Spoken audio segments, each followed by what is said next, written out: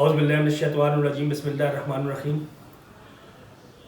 معزز ناظرین، خالد کمانڈر، ہم پہنچے تھے مشرف دور میں، اور اس کی جو چند ایک چیزیں مینلی ابھی رہ گئی ہوئی ہیں، اس میں ایک تو اس نے ایک قانون بنایا تھا جس میں جو ہمارے جو پالیٹیشین ہیں ان کے لیے تعلیم فکس کی تھی کہ منسٹر کے لیے کیا تعلیم ہونی چاہیے، پرائم منسٹر کے لیے کیا تعلیم ہونی چاہیے، ایم پی اے کے لیے کیا ہونی چاہیے، ایم این اے کے لیے کیا ہونی چاہیے، ناظم کے لیے، نائب ناظم کے لیے اور کونسلر کے لیے۔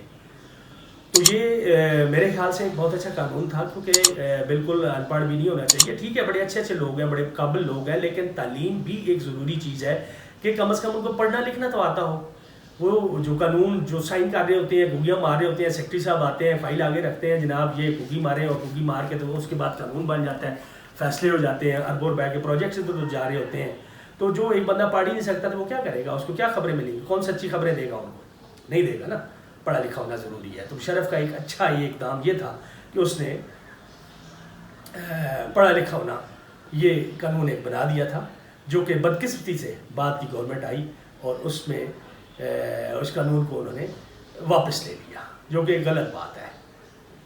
پھر دیکھ بھی لیں کہ آپ کے جو MPs, MNAs elect ہو کے جاتے ہیں، تو یہ ہمیشہ اپنے پیسے کے بل بوتے پہ الیکٹ ہوتے ہیں۔ انہوں نے علاقے میں لوگوں کو ڈرایا ہوتا ہے، پولیس سے ڈرایا ہوتا ہے، باقی جو انتظامیہ اس سے ڈرایا ہوتا ہے، اپنے دھن دولت سے ڈرایا ہوتا ہے، اپنے خاندان سے ان کو ڈرایا ہوتا ہے۔ تو وہ لوگ جو بیچارے ان کو ووٹ دیتے ہیں یا جو ووٹ دینے کے لیے نہیں بھی جاتے، علاقے میں ان لوگوں سے ڈر رہے ہوتے ہیں۔ اور جو لوگ ان کے ساتھ ہوتے ہیں، جو ان کو ووٹ دیتے ہیں، وہ کون لوگ ہوتے ہیں؟ وہ وہی لوگ ہوتے ہیں جو پیشہ ور ہوتے ہیں، میکسیمم، زیادہ تر۔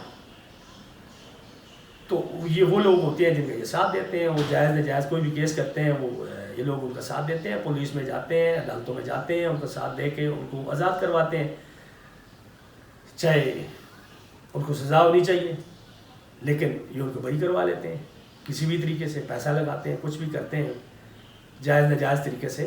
تو وہ لوگ ان کے ساتھ ہوتے ہیں، ان کے ساتھ کھڑے ہوتے ہیں۔ شریف بندہ جو ہے وہ سیاست کے قریب نہیں آتا، سیاست دور رہتا ہے۔ لیکن اب الحمدللہ کی کافی تبدیلی آ گئی ہے، ان دنوں میں لوگ نکل رہے ہیں، باہر نکل رہے ہیں، اور یہ جو لوگ ہیں ابھی نکل رہے ہیں، یہ فیصلہ کن ہوں گے، یہ فیصلہ کن ہوں گے، یہ الیکٹ کریں گے اچھے لوگوں کو، ان کا ساتھ دیں گے، اچھے لوگوں کا، ان کو لے کے آئیں گے جو اچھے قانون بنائیں گے، ریفارمز لے کے آئیں گے، اور ان ریفارمز کی روشنی میں ان کی مدد سے پاکستان انشاءاللہ ترقی کرے گا۔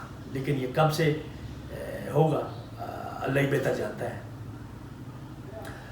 دوسری جو چیز ہے، پہلے میں آپ کو بتا دوں کہ ایک تو میں نے ڈسکس بھی خیر کر دی ہے، دوسرا یہ ہے کہ ایک ججز کو ڈسمس کیا تھا پرویز مشرف نے، ایک اس کا ذکر رہ گیا ہے۔ تیسرا جو ہے وہ لال مسجد پہ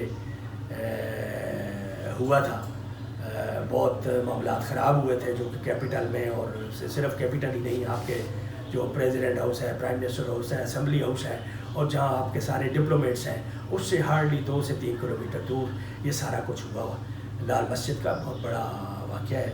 اور ایک چوتھی چیز جو ہے وہ 9/11 کا واقعہ، جس نے پوری دنیا کو بدل کے رکھ دیا ہے، اور پاکستان نے جو کچھ بھگتا ہے اس 9/11 میں، وہ ہر گھر کی اپنی ایک کہانی ہے، ہر گھر کی اپنی ایک کہانی ہے۔ تو آج ججز کا بھی ڈسکس کر لیتے ہیں ساتھ۔ تو ججز کا یہ ہے جی کہ دیکھیں، ایک تارڑ صاحب تھے ہمارے چیف جسٹس آف پاکستان، تو ان کی بھی ریٹائرمنٹ کے بعد، بلکہ ہوتے ہوئے بھی ان کی کچھ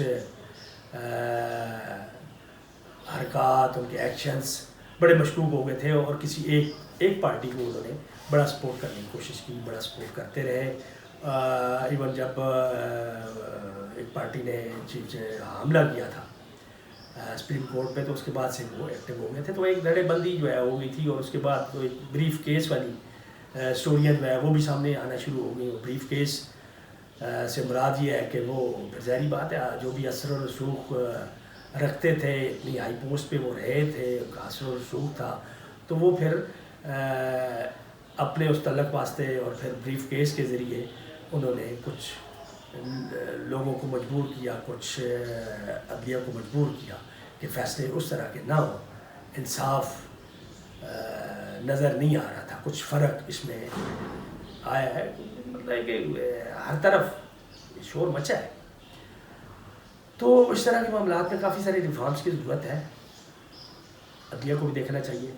اب یہ تو نہیں ہونا چاہیے کہ ایک خاتون کو جو ہے آپ نے حوالات میں بند کر دیا ہے قتل کے کیس میں، اور 18-20 سال وہ بیچاری اندر ہی بیٹھی ہوئی ہے اور اس کا کوئی فیصلہ ہی نہیں ہوا. 20 سال بعد، 18 سال بعد آپ کی عدالت جو ہے باعزت بری کا وہ فیصلہ دیتی ہے. مجھے بتائیں اس خاتون کی زندگی کیا رہ گئی ہے؟ 18 سال جو جیل میں رہی ہے جس نے قتل نہیں کیا ہے. تو یہ ان ایسے لوگوں کو بچانے والے کون لوگ ہیں؟ عدلیہ کو دیکھنا چاہیے نا. ہم نے کس کی طرف دیکھنا ہے؟ عدلیہ کی طرف دیکھنا ہے. تو عدلیہ کو آزاد ہونا چاہیے. یہ سیاسی لوگوں کو یا دوسرے کوئی ایسے حلقے ہیں، ادارے ہیں، کوئی طاقتیں ہیں، تو ان کو کم از کم عدلیہ کو بالکل فری کرنا چاہیے. عدلیہ پہ کسی قسم کا کوئی پریشر نہیں ہونا چاہیے، اور عدلیہ کو بھی یہ دیکھنا چاہیے کہ وہ بغیر کسی پریشر کے اپنے فیصلے لے کے آئیں جو انصاف پر مبنی ہوں. دیکھیں یہاں پاکستان میں اگر کمپیریزن بھی کریں باقی دنیا کے ساتھ، انڈیا کے ساتھ کر لیں، تو ہمارے ججز کی جو فیسلٹیز ہیں، جو سیلریز ہیں، جو باقی پرکس ہیں، سہولتیں ہیں، وہ کسی سے کم نہیں ہیں. اور سروس کے دوران تو ہیں ہی ہیں، ایون آفٹر ریٹائرمنٹ ان کی بڑی اچھی پینشن ہے. باقی سہولتیں بھی ان کو ملتی ہیں، پروٹیکشن بھی ملتی ہے. تو میرے خیال میں عدلیہ ایک وہ ادارہ ہے، اس کی سپریمیسی ہونی چاہیے، اور عدلیہ کو بھی شو کرنا چاہیے کہ وہ واقعی وہ سپریم ہے. جہاں پہ ناانصافی ہو رہی ہے وہاں پہ ان کو اپنا ایکشن لینا چاہیے.